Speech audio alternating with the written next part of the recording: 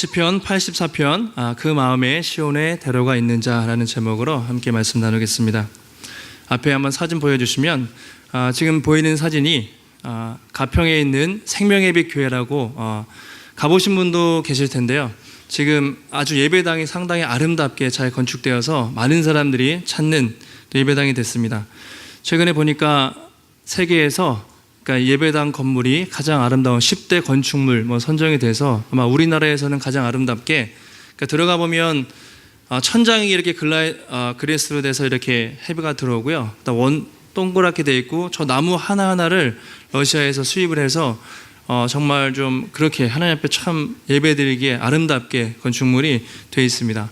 다음 사진 보시면 그래서 저희가 갔다 왔어요. 시니어 어르신들 모시고 5월에 저희 교회 시니어 어르신들이 사진 찍은 건데 참 아름다운 성전을 저희가 한번 이제 보고 왔던 기억이 있습니다. 자, 지금은 이제 건축이 발달해서 저렇게 눈으로 보기에도 참 아름다운 성전들이 참 많이 있습니다.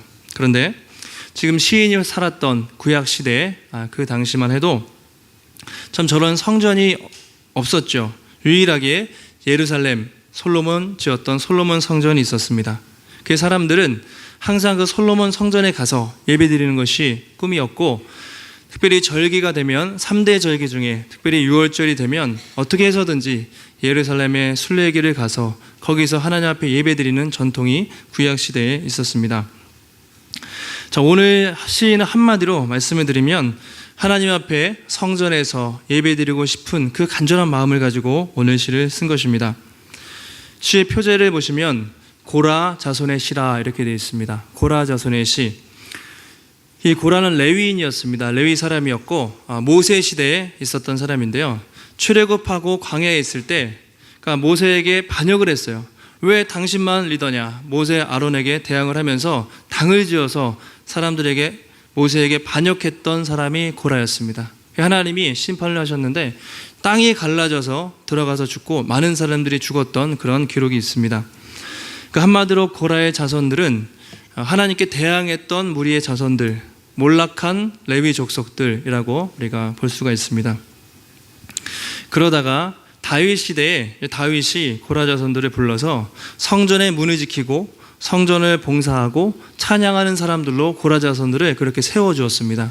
그래서 그렇게 성전에서 봉사를 하고 있다가 오늘 배경은 정확히 이유는 나오지 않았는데 아마 멀리 떨어져서 성전에서 멀리 유배를 간 것 같아요. 그래서 학자들은 압살롬이 다윗에게 반역을 했고 아마 그때 다윗이 도피할 때 이 고라 자손들도 예루살렘을 떠나서 멀리 도망가서 그 멀리 떨어진 곳에서 하나님을 사모하는 마음으로 또 지었던 시가 오늘 시라 그렇게 보고 있습니다.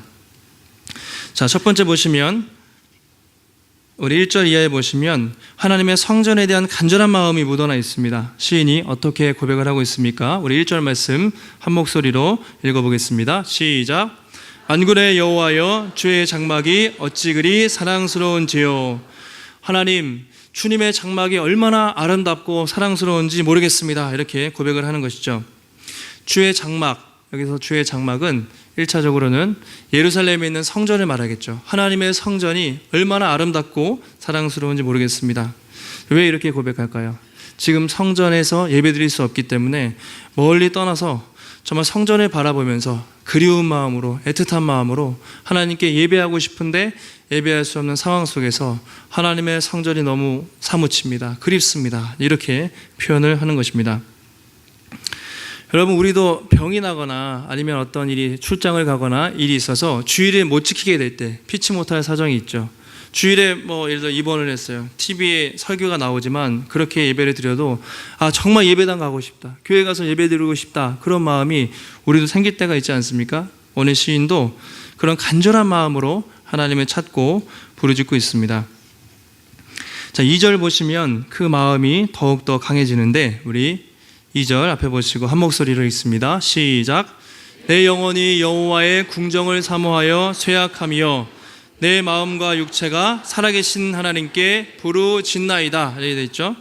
여호와의 궁전을 너무 사모해서 몸이 쇠약하고 또 정말로 마음이 간절해졌다. 이렇게 고백을 하고 있습니다. 여호와의 궁정 이렇게 표현하고 있죠.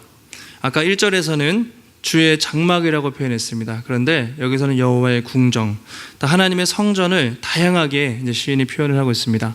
그리고 3절에 주의 제단이라 이렇게 말하고요. 또 주의 집, 또 주의 궁정, 다양하게 시인이 얼마나 하나님의 궁전을 사모하는지 그렇게 다양한 표현을 통해서 부르짖고 있는 것이죠. 사모하다 그리고 쇠약해졌다 이 뜻을 보면 궁정을 너무 사모했어요. 이 사모하다는 것은 창백하게 되다, 얼굴이 아주 하얗게 질리다 이런 표현이고요. 쇠약하다는 것은 기진맥진하다, 탈진하다 이런 표현이에요.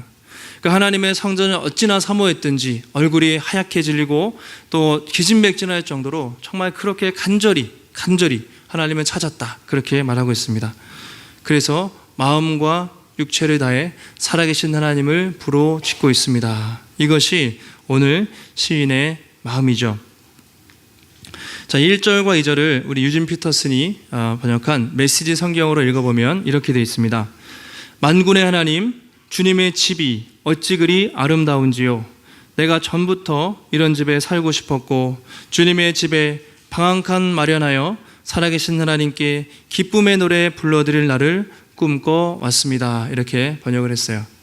하나님의 집이 너무 좋아서 정말 그 성전 방 한 칸 마련해가지고 거기 쇳방살이 하면서라도 하나님과 함께 있고 싶다. 그렇게 그가 번역을 성경이 말하고 있습니다.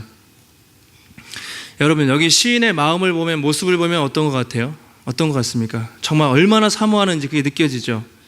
그 약간 그 상사병 걸린 사람처럼 누구를 여러분 좋아하게 되면, 병 걸리면 그 사람이 계속 생각이 나잖아요. 그렇죠? 끊임없이 같이 있고 싶고. 저도 이제 아내가 연애할 때 첫사랑이에요. 저는 처음 만나서 결혼했는데 연애를 한 번 해보고 결혼했어요. 그런데 좀 아쉽지만 한 번 하고 결혼했는데 하나님이 딱 이렇게 주셨는데 얼굴만 봐도, 그렇죠? 하루만 안 봐도 일주일에 보고 싶고 계속 생각나고. 왜요? 마음이 거기 가 있지 않습니까? 상사병 걸린 사람이 그렇잖아요. 젊은 분들은 좀 공감하시는 것 같은데 어른들은 전혀, 너무 오래돼서 무슨 말씀인지. 그 마음, 그 누군가를 향한 마음, 그 마음이 시인이 하나님을 향해서 계속 보고 싶고 만나고 싶고 그런 간절한 마음이 있다는 것이죠. 마치 병 걸린 사람처럼. 3절에 보시면 이제 이렇게 말합니다. 내가 참새와 제비를 부러워한다는 것이죠. 3절에 주의 제단에서 참새도 집을 얻고 제비도 새끼들 보금자리를 얻었습니다. 성전에 보니까 그 성전 지붕에 참새집이 있고 제비집이 있는 거예요. 쟤네들은 늘 마음껏 왔다 갔다 하나님의 성전에서 예배할 수 있는데 나는 이렇게 멀리 떨어져서 참 하나님을 예배할 수 없구나. 제비가 부럽고 참새가 부러울 정도로 간절히 사모하는 것이죠. 시편 42편에 보면 비슷하게 고라 자손이 쓴 시가 있습니다. 거기도 유명한 시편인데 이렇게 말합니다. 사슴이 시냇물을 찾기에 갈급함같이 내 영혼이 주를 찾기에 갈급하나이다. 이렇게 말하죠. 그것도 고라 자손이 썼는데 사슴이 광야에서 너무 목이 말라서 갈증을 느끼는 것처럼 내 영혼이 주를 찾기에 갈급하나이다.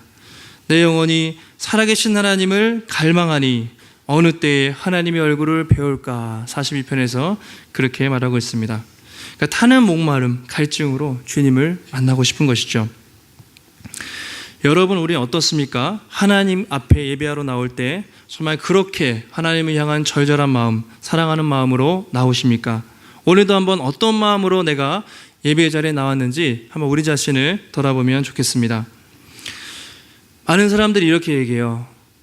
예배 환경은 좋아졌는데 예배의 감격이 더 사라졌다. 예전만 못하다. 사실 저도 그런 생각이 들 때가 있습니다. 전에 비해서 교회 시설이 좋아졌어요. 아까 그 예배당도 얼마나 화려합니까? 그리고 예배 환경들, 악기, 우리가 드릴 수 있는 여건, 그렇죠? 이렇게 에어컨도 시원하고 참 좋은 환경인데 그 전에 우리가 더 열악한 환경에서 덥고 땀나고, 저도 대학부 때 그렇게 예배 드렸지만 그 속에서 정말 감격적으로 하나님 앞에 예배를 드렸던 것 같아요. 근데 그때에 비하면 참 오늘 우리가 참 그 간절함이 약하지 않은가, 이런 생각을 오늘 말씀을 보면서 하게 됩니다. 설교를 준비하면서 책을 보다가 에이든 토저라는 목사님께서 이제 예배에 대한 말씀을 이렇게 기록을 했습니다. 하나님을 경배하고 찬양하는 것이 우리의 의무인데도 오늘날 많은 교회에서 예배는 잃어버린 보석이 되었다. 예배가 가장 중요한데 잃어버린 보석처럼 됐다는 것이죠. 여기에 면류관이 박혀 있지만 이 면류관에는 보석이 박혀 있지 않다. 지금 교회는 온갖 장식품으로 화려하게 빛나지만 정작 가장 빛나야 할 보석인 예배는 실종되었다라고 좀 신랄하게 비판을 하는 것이죠. 교회가 온갖 장식품과 화려한 어떤 예배 공간 그리고 시스템 그런 것들이 갖춰져 있지만 정말 전에 비해서 가장 빛나야 할 하나님 앞에 순수함 그리고 그 열정 그 예배에 대한 감격 그것이 오히려 더 오늘날 사라진 것이 아닌가 그렇게 진단을 하고 있습니다. 그러면서 예배에 대해서 정말 필요한 요소에 대해서 꼭 필요하다고 보는 네 가지를 그 목사님께서 제시를 하고 있는데요. 첫 번째가 신뢰입니다. 신뢰. 자, 한번 따라해 볼까요? 신뢰. 네. 당연한 얘기죠. 하나님의 살아계심을 믿고 인정하고 신뢰하는 것 예배의 가장 기본이죠. 두 번째가 감탄입니다. 한번 감탄. 하나님의 은혜와 또 사랑에 대해서 감탄이 있어야 되겠죠. 당연히 감사를 넘어서 감탄이 나와야 된다. 이 예배에 중요하다. 그다음 세 번째가 좀 특별한데 매혹이라는 말을 썼어요. 자, 매혹. 이게 이제 매력적이다 이런 것인데 그것을 이제 매혹이라고 번역을 했어요. 그러니까 이겁니다. 하나님의 선하심과 아름다우심, 예배를 통해서 하나님이 얼마나 선하신 분인지를 만나는 거예요. 그걸 경험한다는 거죠. 그대로 그가 기록한 것을 제가 읽으면 이 매혹이라는 부분, 상상을 초월하는 하나님의 존귀함과 크심과 영광을 보고 놀라서 입이 다물어지지 않는 것이 있어야 된다는 거죠. 하나님이 얼마나 아름다우신지 그걸 경험하고 압도돼서 입이 딱 벌어질 정도로 하나님의 정말 아름다우심에 감탄하고 감격하는 것, 이것이 매혹이다. 이것이 있어야 된다는 것이죠. 그리고 네 번째 마지막 경배입니다. 경배. 예. 하나님의 은혜에 감탄하고 그의 매력에 푹 빠진 또 선하심에 완전히 사로잡힌 사람이 정말 뜨거운 마음으로 마음과 뜻과 정성을 다해 예배로 나아간다. 경배한다. 이것을 말하고 있습니다. 한번 우리 자신들을 한번 생각해 보시기 바라요. 내가 예배 드릴 때 하나님을 신뢰하고 그분에 대한 감격을 넘어서 그분의 선하심에 대해서 내가 완전히 사로잡히고 그리고 내 마음 중심에서 경배와 찬양이 우러나오는가. 이것이 예배의 가장 중요한 것이다. 그렇게 설명을 하고 있습니다. 한번 우리 자신도 한번 냉정하게 한번 돌아볼 필요가 있는 것 같습니다. 저도 이제 살펴봤어요. 내가 이렇게 간절히 뜨겁게 순전하게 예배드렸던 내가 언제였지? 목사가 되고 사역을 하면서 수많은 예배를 드리잖아요. 수도 없이 새벽 예배, 수요 예배, 금요 예배, 대예배를 드리는데 물론 은혜가 있지만 정말 조금 거슬러 올라가서 언제가 감격적이었을까 생각해 보니까 여러분 남자분들은 주로 언제가 제일 힘들죠? 남자분들 제일 힘들 때가 군대 가서 저도 군대에서 예배 드렸을 때가 생각이 났습니다.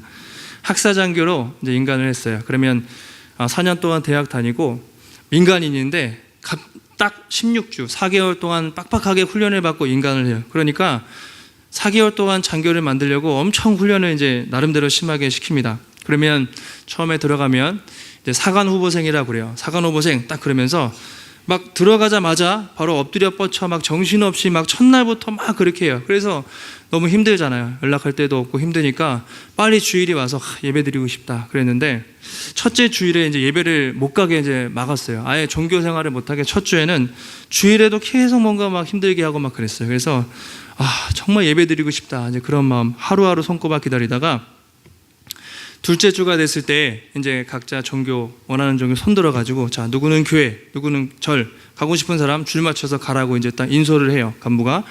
그럼 이제 이등병처럼 이제 발 맞춰 가지고 이렇게 교회에 가는데 가면서부터 이제 마음이 이제 쿵당쿵당 뛰기 시작하고 저 멀리 이제 찬양이 딱 들리는데 마음에 막 이제 막 사모하는 마음이 생기는 거죠. 계단에 올라가면서부터 막 눈물이 나요. 그러면서 딱 예배에 앉자마자 이제 사람들이 막 그냥 막 울기 시작하는데 옆에 이제 군대에서 휴지를 준비해놔요. 어차피 이제 거기 군대에서도 첫 번째 예배이기 때문에 정말 이렇게 휴지 다 준비해놓고 예배 드리면서 정말 그냥 거의 울면서 하나님 앞에 예배 드리고 또 중간에 이제 우리 어떤 여자 집사님이 어머니의 편지 이런 걸 읽어주십니다. 그러면서 어머니 사랑하는 아들은 잘 있습니다. 그러면서 막 눈물을 쥐어 짜게 만들어요. 그래가지고 그때 막 거의 막 성경책이 다 젖으면서 그렇게 눈물 콧물 흘리면서 들었던 예배가 없는데 우는 게 중요한 게 아니라 제 마음속에 되게 간절하게 갈급하게 하나님을 찾았던 그런 예배였던 것 같아요. 그러면서 그 시절을 돌아보면 그때는 목사도 아니었고 평신도였고 나이도 어리고 또 신앙도 안 좋았던 것 같은데 참 간절하게 하나님 앞에 드렸던 시간들이 있었구나 생각을 하게 됩니다.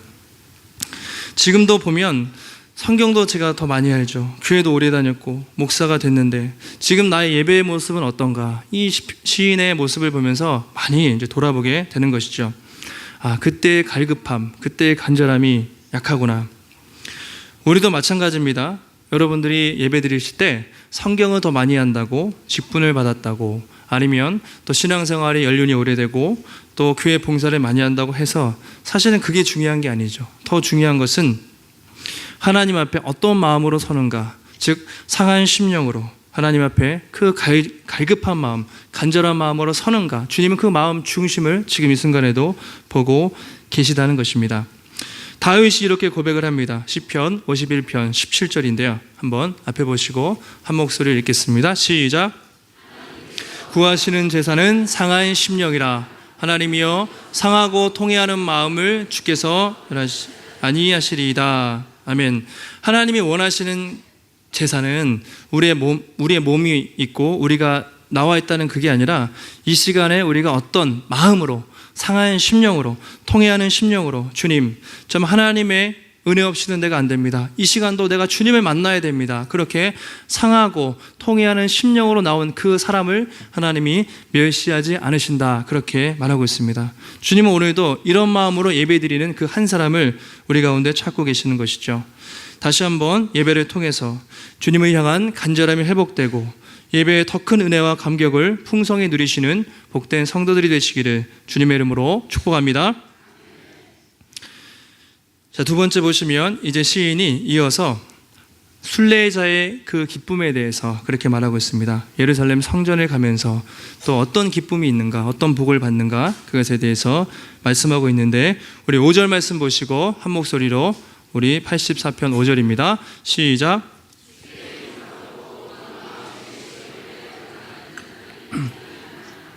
주께 힘을 얻고 그 마음에 시온에 대로가 있는 자가 복이 있다. 복 있는 자의 특징을 말하고 있죠. 주께 힘을 얻는다는 표현은요, 다르게 풀어서 설명드리면 하나님으로부터 힘을 공급받고 하나님과 연결되어 있는 사람이에요. 그래서 하나님과 연결돼서 하나님이 주시는 힘을 공급받는 사람. 포도나무 가지가 이렇게 붙어 있을 때, 그렇죠? 열매를 맺는 것처럼 하나님과 연결되어 있어서 접붙임되어 있어서 하나님으로부터 힘을 공급받는 사람, 이게 주께 힘을 얻는다는 의미고요. 마음에 시온의 대로가 있다. 이 표현은 1차적으로 시온하면 예루살렘을 말하겠죠. 지역적으로 예루살렘 성전을 말하지만 더 넓게 해석하면 하나님의 임재하시는 곳, 하나님의 임재하시는 장소, 그렇게 말할 수 있습니다. 비록 지금 당장은 거리가 떨어져 있잖아요. 예배할 수 없는 멀리 있기 때문에 예루살렘에 갈 수 없지만 중요한 게 마음이에요. 그 마음 속에 그 성전을 사모하면서 살아계신 하나님을 사모하면서 바라보는 자, 그것이 마음의 시온의 대로가 열린 사람이다. 이렇게 말할 수 있습니다. 그러니까 장소, 시간을 불문하고 언제 어느 때든지 늘 하나님에 대한 생각으로 가득 차 있고 하나님을 사모하는 사람이 바로 시온의 대로가 열린 사람이다. 그렇게 말할 수가 있죠. 그 사람이 복 있는 사람이다. 그렇게 오늘 성경은 말하고 있습니다. 자, 6절 보시면 그들이 어떤 복을 받습니까? 6절에 눈물 골짜기로 지나갈 때에 그곳에 많은 샘이 있을 것이며 이른 비가 복을 채워 주나이다. 이렇게 말하고 있습니다. 눈물 골짜기로 지나가는데 하나님의 채우심이 있다는 것이죠. 당시에 순례객들은 멀리서 예루살렘 가까운 곳도 있지만 어떤 사람은요, 예루살렘 멀리 사는 사람들은 몇 달이 걸려서 성전에서 제사 지내려고 그렇게 순례의 길을 갔습니다. 가다 보면 평지만 있는 것이 아니라 산도 있고요, 계곡도 만나고, 그렇죠? 광야도 만나고, 때로는 강도를 만나기도 해요. 이 순례의 길이 엄청 험악합니다. 그래서 늘 순례를 길을 행할 때는 친척들, 가족들과 같이 무리를 지어서 예루살렘으로 가서 절기를 지냈다고 합니다. 사진을 보여주시면 이제 오늘 눈물 골짜기를 지난다 그랬죠. 눈물 골짜기, 성경의 바카 골짜기. 다시 말하면 특별한 지명은 아니고요, 통곡의 골짜기다 이런 거예요. 가다 보면 실제로 이스라엘 사진입니다. 이스라엘이 되게 작은 나라예요. 그러니까 우리나라 강원도만한 나라인데 우리보다 훨씬 험악한 산악지형. 그러니까 밤에 발 잘못 들이면 죽을 수도 있는 그런 험한 골짜기들을 지나갔어요. 다음도 보여주시면 저게 이스라엘 지형인데 가다가 보면 강도대가 우글우글해요. 그래서 선한 사마리아인 같은 경우에 실제로 여리고에서 예루살렘 가다가 강도대 만나서 죽을 뻔하잖아요. 실제로 2000년 전에 강도대가 우글우글했다고 합니다. 지금도 저기 가려면 이제 사진을 보니까 사륜구동 찝차로 가야 될 정도로 험악해요, 이스라엘이. 그러니까 순례의 길이 평탄한 길이 아니죠. 푸른 초장만 있는 것이 아니라 저런 험악한 계곡과 또 광야를 넘어서 가야 했던 것이죠.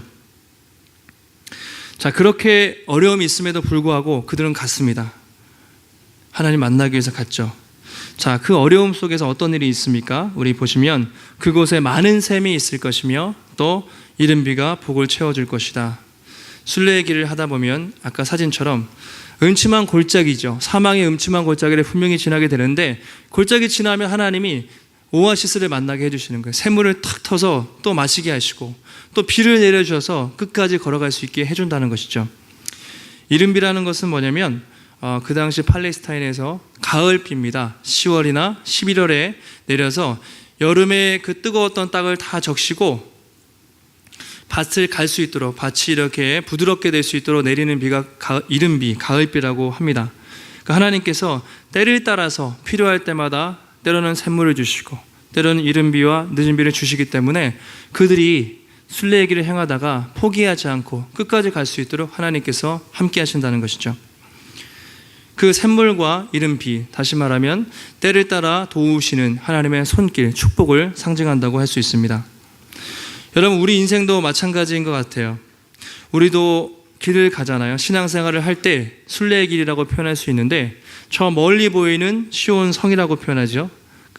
그 거룩한 곳 아버지 집, 그 영원한 천국을 향해서 걸어가는 것이 우리의 신앙생활의 여정입니다. 근데 길 가다 보면, 신앙생활 하다 보면 때로는 눈물 골짜기를 지나죠. 때로는 한숨의 골짜기, 때로는 통곡의 골짜기 우리가 지나게 됩니다. 최근에도 신방을 하다 보면 주로 많은 분들이 또 건강 때문에 병원에서 치료하지 못하는 어려운 병들로 걸린 분들이 참 많이 있으세요. 건강의 문제, 많이 눈물을 흘리죠. 또 경제적인 문제 때문에, 또 직장 때문에, 때로는 자녀들의 아픔 때문에, 또 관계 어려움 때문에 끊임없이 우리가 살다 보면 그런 눈물과 아픔과 한숨의 골짜기를 우리도 지나간다는 것이죠. 근데 바로 그때 하나님이 어떻게 하신다고요? 많은 샘물을 주시고 이른 비로 채워주신나이다. 그렇게 말하는 거죠. 수많은 인생의 위기가 있지만 하나님께서 그때마다 필요한 사람을 붙여주시고 또 길을 열어주셔서 때를 따라 돕는 은혜가 있기 때문에 우리가 그 길을 끝까지 갈 수 있다는 것입니다.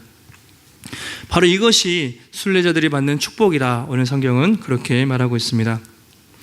특별히 우리가 이제 신약 시대를 살고 있지 않습니까? 지금은 바뀐 게 있죠. 그때는 꼭 성전에 가서 성전에서 예배드리는 전통이 있지만 지금은 장소가 중요한 것이 아니라 언제 어디서든지 예수 그리스도 안에서 구하면 하나님이 함께 하시는 그 시대를 살고 있습니다.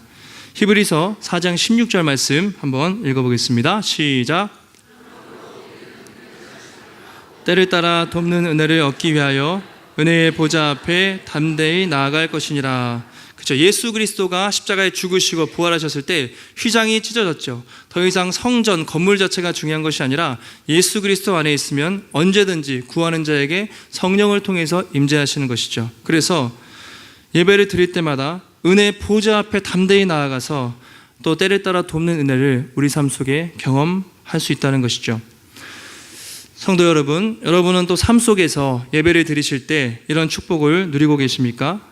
예배 드릴 때 은혜의 보좌 앞에 나아가서 살아계신 하나님을 깊이 만나고 계십니까? 인생의 눈물 골짜기를 지나갈 때 그때마다 정말로 한숨 지을 때 하나님의 이른 비와 늦은 비, 구름 기둥과 불 기둥으로 채우시는 그 은혜를 경험하고 계십니까? 오늘 시인은 가장 복 있는 자는 주께 힘을 얻고 그 마음에 시온의 대로가 열려있는 자가 가장 복되다 그렇게 말씀하고 있습니다. 이 시간 예배를 통해서 다시 한번 은혜의 보좌 앞에 담대히 나아가서 주님이 주시는 힘을 얻고 우리 마음에 시온의 대로가 활짝 열리는 복된 시간이 되시기를 주님의 이름으로 축원합니다. 마지막으로 시인이 이렇게 고백하고 있습니다. 이제 하나님의 궁정에서 보내는 것이 내가 너무나 놀랍고 참 기쁘다. 아마 오늘 시의 하이라이트라고 할 수 있고요. 시인의 그 마음을 가장 잘 담아서 표현하는 것이 아닐까 생각이 듭니다. 자, 우리 10절 말씀 앞에 보시고 우리 힘차게 한 목소리로 읽어보겠습니다. 시작. 한날이 다른 곳에서의 첫날보다 나은즉 악인의 장막에 사는 것보다 내 하나님의 성전 문지기로 있는 것이 좋사오니. 오늘 시인의 아마 표현의 절정이 아닐까 싶습니다. 하나님, 내가 얼마나 성전을 사모하는지 주님의 궁정에서의 하루가 다른 곳에서 1000일보다, 그러니까 1000배나 좋다는 것이죠. 1000배 좋습니다. 그렇게 좋습니다. 메시지 성경으로 제가 한번 읽어보겠습니다. 주님의 집, 이 아름다운 예배 처소에서 보내는 하루가 그리스 해변에서 보내는 첫날보다 낫습니다. 내가 죄의 궁궐에서 손님으로 초대받느니 차라리 내 하나님의 집 바닥을 닦겠습니다. 이렇게 번역을 했습니다. 주의 궁정에서 하루 있는 것이 어디보다 낫다고 번역했죠? 뭐라고요? 그리스 해변. 그 유진 피터슨이 서양 사람이니까 저들에게는 지중해, 그리스 해변이 그들이 생각할 수 있는 가장 최고의 휴양지예요. 가장 좋은 데란 말이죠. 내가 생각할 수 있는 가장 좋은 장소에 1000일 있는 것보다 하나님의 성전에서 하루가 낫다, 이렇게 표현을 하고 있는 것이죠. 멋진 표현이 아니겠습니까? 여러분, 한번 여러분이 생각할 수 있는 가장 최고의 장소 어딜까요? 어디가 계세요? 사람들이 가장 많이 가고 싶어하는 신혼여행 장소가 어디죠? 하와이도 가고 싶고 발리도 가고 싶어하고 인기가 많죠. 올 여름에 휴가 계획 세우셨어요? 휴가 계획 어디로 세우셨습니까? 어떤 사람들은 제주도 가고 동해 가고 서해도 가고 해외도 가는데 그거죠. 내가 가고 싶은, 아니 세상 사람들이 가장 멋지다고 하는 거기서 1000일 있는 것보다 하나님의 궁전에서 하루가 훨씬 더 낫다, 그렇게 말하고 있는 것입니다. 여러분, 얼마나 사모하는지 우리가 알 수가 있죠. 그러면서 악인의 집에 사는 것보다 하나님의 성전 문지기로 있는 것이 낫다, 이렇게 말하죠. 죄의 궁궐에서 남들이 우러러보는 화려한 곳에서 누리고 사는 것보다 차라리 하나님의 성전 바닥을 닦는 게 낫다. 그만큼 내가 하나님의 성전을 사모하고 주님 곁에 있고 싶습니다. 이렇게 말씀할 수가 있겠습니다. 바로 이것이 시인의 심정이었습니다. 여러분, 놀랍지 않습니까? 이 마음이. 여러분, 이런 고백하실 수 있어요? 주의 궁전에서 하나님 앞에 예배 드리는 것이 어디 여러분이 꿈꾸고 꼭 가고 싶은 그 나라에서 정말 지내는 것보다 훨씬 낫습니다. 이런 고백할 수 있습니까? 참 쉽지가 않죠. 하나님, 성전도 좋은데 제주도도 좋고 외국도 좋고 좋은 데가 갈 데가 너무 많습니다. 그렇죠. 우리는 그렇게 말할 수 있는데 그만큼 간절함이 있다는 것이죠. 요즘 같으면 이 시인의 말을 이렇게 우리가 표현할 수 있을 것 같아요. 하나님, 남들이 우러러보는 좋은 직장에서 주일 못 지키는 것보다 비록 좋은 직장이 아니라도 하나님 예배할 수 있는 직장을 택하겠습니다. 하나님, 주일 못 지키면서 장사해서 돈 많이 버는 것보다 차라리 돈을 적게 벌어도 하나님을 예배하는 삶을 살겠습니다. 그런 고백이죠. 많은 사람들이 또 오긴동에 집값이 비싸잖아요. 그래서 외곽으로 어쩔 수 없이 가요. 사실은 그 부분이 어쩔 수 없는 부분도 있는데 개중에 희한하게 새벽 기도 드리고 싶어서 예배를 사모해서 교회 근처로 이사 오는 분들이 가끔 계세요. 근데 기도해달라고 그래요. 하나님, 목사님 좀 좋은 집 좀, 여기 집값이 비싸니까 구하게 해달라고 기도하는데 제가 몇 가정 봤어요. 젊은 가정 부부였는데 그래 기도했는데 그 시세보다 훨씬 더 좋은 집을 하나님 구하게 하셔서 진짜 부부가 아니면 또 새벽 기도를 잘 나오는 가정들을 봤습니다. 그만큼 우리 마음의 중심이 어디 있는가, 사실 하나님이 그것을 보고 계신다는 것이죠. 오늘 시인의 고백을 한마디로 정리하면 이렇게 될 수 있는 것 같습니다. 하나님, 나는 주님 한 분만으로 만족합니다. 이렇게 고백을 할 수 있는 것 같아요. 하나님, 나는 하나님 한 분만으로 만족합니다. 이렇게 고백을 하는 것 같습니다. 여러분은 주님 한 분만으로 만족하십니까? 네. 근데 솔직히 아멘 당당하게 얘기하기 힘드시죠? 저도 사실은 어렵습니다. 하나님 한 분으로 만족하고 싶은데 주님 너무 좋지만 우리 요즘의 삶에는 하나님 외에도 다른 만족거리들이 많거든요. 우리 주변에 하나님 외에도 즐길 수 있는 거, 누릴 수 있는 게 너무 많은 시대이기 때문에 우상들이 질비해요. 그래서 마음이 하나님을 향해 있기가 참 어려운 시대에 살고 있습니다. 라오디게아 교회를 향해서 이렇게 얘기하죠. 라오디게아 교회가 돈이 많은 교회였어요. 건물도 화려했을 것입니다.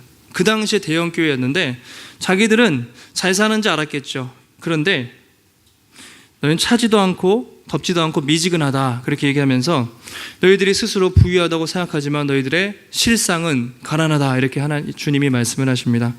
네 가련한 것과 가난한 것과 눈먼 것과 벌거벗은 것을 알지 못한다 그렇게 말씀을 하는 거죠. 스스로 부유한 줄 알고 착각 속에 살았지만 그 마음 중심, 영혼 중심에 라오디게아 교회는 하나님을 향한 첫사랑이 없었던 것이죠. 우리의 모습도 한번 돌아볼 필요가 있는 것 같습니다. 훨씬 더 전보다 환경이 좋아졌고 예배드리기 편한 여건들이 많이 있지만 우리 마음 중심은 하나님 앞에 어떤 것인가 한번 돌아볼 필요가 있는 것이죠. 지금도 우리 교회뿐만 아니라 이 종로에 대한민국에도 많은 예배를 드릴 것이고 전 세계에서 곳곳에서 하나님께 예배를 드리고 있습니다. 제가 보면서 우리보다 훨씬 더 어려운 여건에서 훨씬 더 뜨겁게 예배드리는 그런 사람들, 특히 선교지의 상황들을 들을 때마다 참 마음이 뜨거워지게 됩니다. 사진 하나 보여주시면, 저게 얼마 전에 어떤 선교사님께서 찍은 사진인데요. 북한 성도들의 예배입니다. 북한 성도들은 지금 저렇게 예배를 드립니다. 촛불 하나 켜놓고 밖에서 망을 보면서 잘못 예배드리다가 찬양 소리가 들려서 공산당에 잡혀가면 죽거나 아니면 또 그렇게 유배를 가기 때문에 정말 예배를 드려야 되잖아요. 너무 사모해서 촛불 하나 켜놓고 북한 성도들이 지금도 저렇게 예배를 드리고 있습니다. 다음 보여주시면 성경책인데 중국에 있다가 예수님을 믿고 북한으로 돌아가야 되는데 동족들을 생각할 때 갈 수밖에 없잖아요. 근데 성경책을 가져갈 수가 없으니까 휴지나 종이에다가 성경을 다 깨알같이 적는 것이죠. 받아 적어서 몰래 넣어서 성경을 전해줘서 다시 들어가서 동족들에게 복음을 전하면서 지금도 저렇게 어려운 환경에서도 예배를 드리고 있습니다. 곽희문 선교사님이라고 우리 교회에 오셨던 분이 계신데요. 이제 책을 몇 개 쓰셨어요. 아프리카 케냐라는 곳에서 고르고초 이런 곳에서 예배를 드리시는데 저기는 이제 이슬람 지역입니다. 그 책을 읽어보면 예배를 드리러 가다가 테러를 당해서 죽는 경우도 있고요. 예배 중에 폭탄이 터져서 죽는 경우도 있어요. 이슬람권에서는 지금도 예배 드리는 게 목숨을 걸고 드립니다. 저 사람들이 저렇게 드리고 있어요. 왜 저들은 저렇게 또 드릴까? 사진 하나 보여주신 마지막으로, 예전에 우리 믿음의 할머니, 할아버지 그 위에 세대 어르신들인데 처음에 한국에 복음이 전파됐을 때 평양 대부흥 시대에 몇 킬로 걸어왔습니까? 200킬로 걸었죠. 사경에 성경 공부하려고 온 거예요. 평양에서 하면 전라도에서 경상도에서 뒤에 아이를 업고 쌀가마를 쥐고 말씀을 사모했기 때문에 말씀을 배우기 위해서 전라도에서 함경도까지 걸어갔습니다. 그런 어떤 신앙들이 우리의 선배들에게 있었고 지금도 많은 사람들은 우리보다 훨씬 더 어려운 여건이지만 목숨을 걸고 하나님을 예배하고 있습니다. 왜 그렇습니까? 하나님을 사랑하기 때문에, 말씀에 대한 갈급함 때문에 내가 어떤 일을 당해도 하나님 앞에 예배를 드려야 된다, 그런 마음으로 지금도 살아가고 있는 것이죠. 성도 여러분, 지금 우리의 모습은 좀 어떻습니까? 정말 이것이 또 회복해야 될 우리의 자세가 아닐까 생각이 듭니다. 히브리서 11장을 보면 믿음의 선배들에 대한 이야기가 많이 나오는데요. 그 중에 모세에 대해서 이렇게 말하고 있습니다. 믿음으로 모세는 장성하여 바로의 공주의 아들이라 칭함받기를 거절하고, 모세는 이집트의 왕자로 자랐기 때문에 거기 계속 있으면 그냥 공주의 아들, 왕자로서 모든 거 다 누리면서 가장 발달한 문명, 애굽의 모든 것을 누리면서 편하게 살 수가 있었습니다. 그런데 모세는 그걸 택하지 않았죠. 어떻게 했습니까? 우리 25절과 26절 우리 앞에 보시고 한 목소리 읽겠습니다. 시작. 하나님의 백성과 함께 고난받기를 잠시 죄악의 낙을 누리는 것보다 더 좋아하고 그리스도를 위하여 받는 수모를 애굽의 모든 부하보다 더 큰 재물로 여겼으니 이는 상주심을 바라봄이라. 그렇죠. 모든 것을 누릴 수 있었는데 그것을 거절하고 도리어 내가 이 왕궁에서 잠시죠, 몇십 년 죄를 지으면서 먹고 마시면서 술 먹고 외자랑 지내면서 죄악의 낙을 누리는 것보다 하나님의 백성과 고난받겠다, 그것을 선택한 것이죠. 내가 애굽의 모든 보화를 누리기보다 그리스도를 위해서, 하나님을 위해서 고난받겠다 선택하고 이스라엘 백성들 그렇게 끌고 광야로 간 것이죠. 왜 그랬냐면 상주심을 바라봤기 때문에, 순례자, 이 땅의 전부가 아니라 더 큰 하나님의 나라 시온, 예루살렘이 있다는 것을 알았기 때문에 모세는 기꺼이 그 길을 택했던 것이죠. 여러분, 바로 이것이 우리가 성도가 본받아야 할 삶이 아닐까 합니다. 이 땅에서 잠시 죄를 지으면서 그 기쁨을 누리는 것보다 차라리 하나님과 함께 고난받기를 택하겠다. 세상에서 사람들이 누리는 것 다 누리는 것보다 주의 궁전에서 하나님 앞에 예배드리는 것이 내 인생에 가장 소중하다. 그것을 타협하지 않고 가는 삶, 그것이 바로 성도의 삶이라는 것입니다. 사랑하는 성도 여러분, 우리 삶이 그렇습니다. 정말 영원한 시온을 향해 가고 있는데, 가다 보면 눈물 골짜기를 지날 때도 있고 또 어려움, 또 한숨이 있을 수도 있습니다. 그런데 오늘 말씀 뭐라고 하십니까? 하나님께서 많은 샘과 이른 비와 늦은 비로 주실 것이다 말하고 있습니다. 혹시 우리가 한번 내 모습을 돌아볼 때 아직도 하나님 앞에 세상에 대한 즐거움을 버리지 못한 것이 있는가? 하나님의 나라를 사모하기보다 여전히 이 땅에 대해서 내 마음을 두고 있지 않은가? 그것이 무엇이 있는가? 한번 돌아보시기 바랍니다. 바울은 그리스도 예수의 사람들은 육체와 함께 그 정과 욕심을 이미 십자가에 못 박은 사람들이다, 그렇게 말하고 있습니다. 날마다 예배를 드릴 때 간절한 마음으로 하나님 앞에 드리는 가운데 예배의 감격을 경험하시고, 또 그 예배가 이 성전에서 끝나는 것이 아니라 매일의 삶 속에서 주님과 동행하심으로 우리의 모든 삶이 하나님이 기뻐하시는 거룩한 산제사가 되기를 간절히 소원합니다. 마음의 시온의 대로를 품으시고 순례의 길을 끝까지 걸어갈 때 우리 하나님께서 함께 하시고 큰 상급으로 채우실 줄 믿습니다.